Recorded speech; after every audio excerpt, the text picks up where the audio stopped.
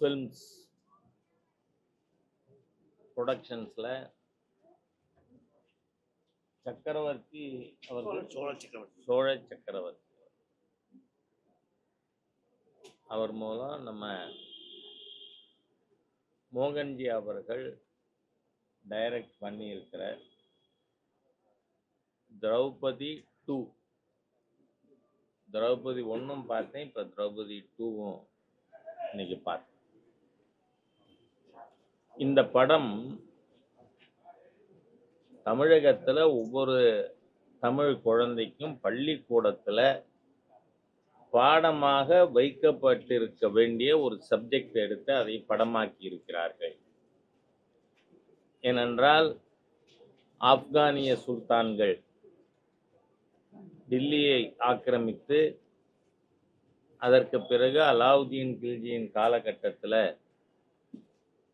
மாலிக் காபூர் என்கின்ற ஒரு ஆப்கானியனுடைய படையெடுப்பு, அதனால 100 ஆண்டுகளுக்கு மேல் தமிழகம் மத ரீதியிலாக ஆக்கிரமிக்கப்பட்டிருந்தது.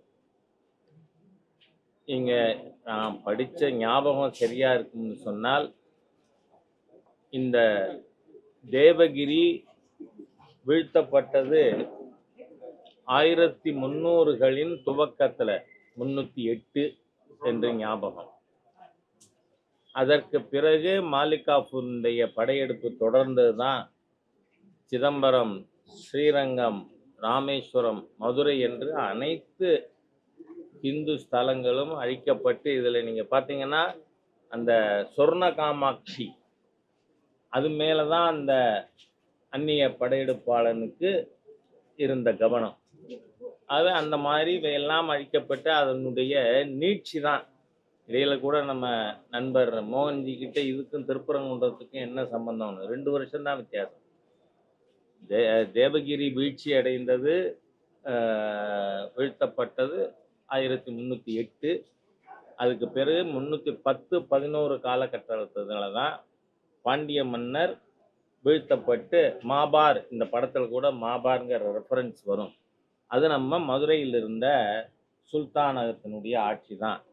1321லேருந்து 71-72 வரை சுல்தானக ஆட்சி மதுரையில் இருந்தது. அந்த காலகட்டத்தில் தான் இந்துக்கள், இந்து பெண்கள் மிக மோசமாக நடத்தப்பட்டார்கள். இதில் இருக்கிறது அத்தனையும் சரித்திர உண்மை. நான் அந்த நீட்சி 10-11க்குள்ளே இன்னைக்கு போக விரும்பலை. ஏன்னா அது அடுத்த படமாக ஏன்னா தொடரும்னு போட்டிருக்கார் இந்த படத்தில் நம்ம டைரக்டர். அதனால அது திரௌபதி 3 கூட வரலாம். ஆனால் இது உள்ளபடியே பாட புத்தகத்தில் பாடமாக வைக்கணும் நம்ம குழந்தைகளுக்கு. நம்ம முன்னோர்கள் எப்படியெல்லாம் கொடுமைகளை எதிர்கொண்டார்கள், துன்பப்படுத்தப்பட்டார்கள், மத ரீதியாக வஞ்சிக்கப்பட்டார்கள் அப்படிங்கிறத நம்ம குழந்தைகளுக்கு தெரியணும்.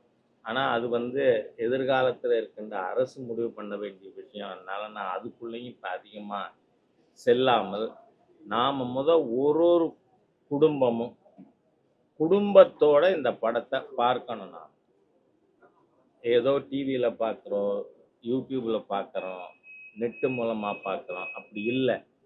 தியேட்டருக்கு போய் நாம் இந்த குடும்பத்தோட இந்த படத்தை அனைவரும் பார்க்க வேண்டும்.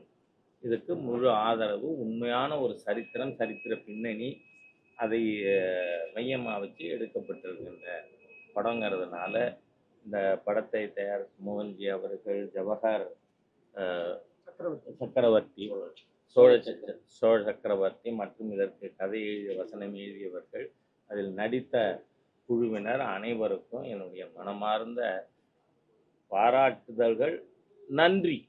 ஏனென்றால் மக்களுக்கு நடந்த உண்மை கதை 1300களில் தமிழகம் கடந்த பாதையை படமாக எடுத்திருக்கிறதுனால நான் என்னுடைய நன்றியை தெரிவித்துக் கொள்கிறேன். இன்றைய காலகட்டத்துக்கு இந்த மாதிரியான மூவி பண்றதுனால இவங்களா அப்படி இருந்தாங்க போல இருக்கு.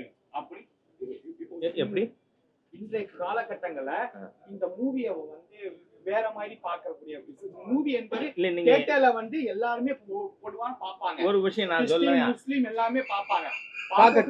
பார்க்கணும். அது வந்து ஒரு சில இல்ல பிரச்சனைகளுக்கு முற்பட்டு வர எப்படி பிரச்சனை வரும்? நான் சொல்றேன், யாராவது நான் அலாவுதீன் கில்ஜியை நேசிக்கிறேன்னு சொன்னா தேச துரோகின்னு. ஏனென்றால் ஆப்கானியர்கள் படையெடுப்பாளர்கள் இந்த நாட்டை வந்து சிதைத்து சின்ன பின்னப்படுத்தி எத்தனை ஸ்தலங்கள் இப்போ ஒன்றும் இல்லை. திடீர்னு நம்ம இது ஹெச்ஆர்என்சி மினிஸ்டர் ஒரு கெட்ட வார்த்தை இந்துக்களுக்கு எதிராக கேட்டார் இல்லையா? என்ன ஊர்? சுசீந்திரம். அந்த சுசீந்திரத்துக்கு போங்க தயவு பண்ணி என்னுடைய ஊடக நண்பர்கள்.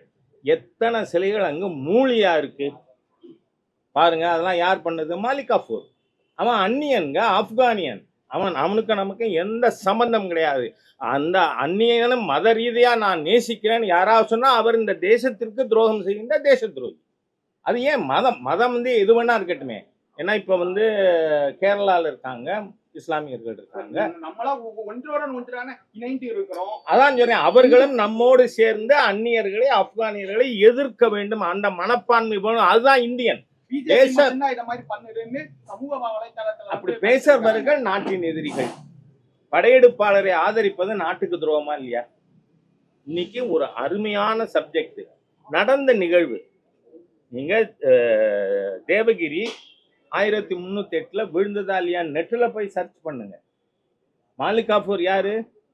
Is an Afghanian. அலாவுதீன் கில்ஜியினுடைய படைத்தளபதி. நமக்கு சொந்தமான நம்மை சேர்ந்தவனா? நம்மை சேர்ந்தவன் நினைச்சா அவர் இந்த நாட்டின் எதிரிங்கிறேன். மதம் எதா இருந்தான்னு ஏகம் சத் விப்ரா பௌதாவதந்தி. உண்மை என்பது ஒன்றுதான். இந்த மாதிரி அவங்களும் என்னுடைய சார்ந்து ஒரு மூவி இல்ல அவங்களும் இந்த நாட்டிற்கு எதிரானதை எதிரியா காட்டணும். நான் அவங்க இவங்கன்னே பேசல. முஸ்லிம்களா இருந்தாலும் இந்த நாட்டை தான் நேசிக்க வேண்டும். இந்த நாட்டின் மீது படையெடுத்தவர்கள் அவர்களுக்கும் எதிரிகள். பாபர் அந்நியன், ஆக்கிரமிப்பாளன், பகைவன், படையெடுப்பாளன். பாபருக்கு நமக்கும் நெருக்கம் இருக்கா? சொந்தம் இருக்கா? உறவு இருக்கா? கிடையாது. அவன் அந்நியன். ஆகவே அந்த எண்ணம் ராஜாவா இருந்தாலும் ராஜா ஹுசைனா இருந்தாலும் அதே எண்ணம் இருக்கணுங்கிறேன். அதுதான் தேசபக்தி, நாட்டுப்பற்று. இதை நீட்டி போறதுல பிரயோஜனம் இல்லை. சார் வந்து உங்களுக்கு மூவி போட்டு காமிச்சாங்க. 3 மூவியுமே உங்களுக்கு தான் போட்டு காமிச்சிருக்காங்க. வேற வேற நபர்களுக்கு போட்டு காமிச்சா அவங்களோட ஒப்பீனியன்ல இதாகும். நான் தியேட்டர்ல ஸ்கிரீன் பண்ண போறாரு. யாரையும் அதுல தடை பண்ண போறது இல்லை. இந்த சித்தாந்தத்தை சேர்ந்தவர் தான் இந்த படத்தை பார்க்கலான்னு ஏதாவது அதுல டைட்டில் ஏதாவது போட்டிருக்கா? வந்தவங்க ஃபுல்லாமே இந்த சித்தாந்தத்தை சார்ந்தவங்க தான். அது அப்படி எடுத்துக்காதீங்க. தேசபக்தர்கள் எண்ணிக்கை கூடிக்கொண்டு இருக்குன்னு நான் மகிழ்ச்சி அடைகிறேன். சார், மோகன்ஜிக்கு எதிர்ப்பு அதிகமா இருக்கு. ரொம்ப நாளா இருக்கு. பாட்டு பாடின சின்மை கூட நான் பாடம் வைப் பண்ணிட்டாங்க. நான் ஒரு விஷயம் சொல்றேன். நம்ம ரொம்ப இதுல வந்து உண்மையா இது நடந்துதா, நடந்ததுன்னா அதை மக்களுக்கு காட்டணுமா வேண்டாமா, தெரியப்படுத்தணுமா வேண்டாமான்னு பார்த்தா நான் உங்களுக்கு ஏறே சொல்றேன். அவர் படத்துல அதெல்லாம் அறுதிட்டு சொல்ல முடியாது சரித்திரத்தை எப்போதுமே. ஏன்னா இந்த சிக்கந்தர் பாதுஷா என்கின்ற அந்த சல்தனேட் மதுரையில் இருந்த சுல்தானகத்தினுடைய 8வது சுல்தான் சிக்கந்தர் பாதுஷா. சிக்கந்தர் பாதுஷாவை குமாரகம்பனுடையார் கொன்றது 72ன்னு 1372ன்னு சொல்றவங்களும் இருக்காங்க, 1377ன்னு சொல்றவங்க. அதனால அது சொல்லலையே ஒழிய படத்துல. இது என்னோட நினைவுப்படி நான் சரித்திரம் படித்ததன் ஞாபகம் இருக்கிறது படி 1308 தேவகிரி என்பது என்கின்ற சமஸ்தானம் வீழ்த்தப்பட்டது. இது சரித்திரத்தில் நடந்திருக்கு. சரி, 12,000 வைணவர்கள் ஸ்ரீரங்கநாதனுக்காக தங்கள் உயிரை மாய்த்து கொண்டார்களா இல்லையா? இது சரித்திரத்தில் நடந்திருக்கா நடக்கல? நாம அதுதான் பார்க்கணும். உண்மை. மற்றபடிலாம் சினிமாவுக்காக கேரக்டர், அதுக்கான ஒப்பனைகள் அதெல்லாம் இருக்கும். ஆனால் இது நடந்த சரித்திரம். சரித்திரம் என்பது அனைவருக்கும் பொது. தமிழ்நாட்டில் இருக்க ராஜாவுக்கும் பொது, ராஜா ஹுசைனுக்கும் பொது, யாருக்கும் பொது, அன்வர் பாஷாவுக்கும் பொது. ஆகவே அவர்கள் எல்லாருமே நாம ஒன்றாக இணைந்து, அந்நியன் படையெடுத்தவன் ஆக்கிரமிப்பாளன், பகைவன் படையெடுப்பாளன், அவங்களுக்கு எதிரான எண்ணம் எல்லாருக்கும் வேணுங்கிறேன் நான், irrespective of religion. தேங்க்யூ. இந்த மாதிரி படங்கள் வந்திருக்கு தமிழ் சினிமால. இந்த மாதிரி இந்து முஸ்லீம் இந்த மாதிரி படங்கள் வந்ததில்லை. நீங்க ஏன் சார் பாக்குறீங்க? நான் இதை இந்து முஸ்லீமாவே பார்க்கல. அலாவுதீன் கில்ஜி என்கின்ற ஆப்கானியன்,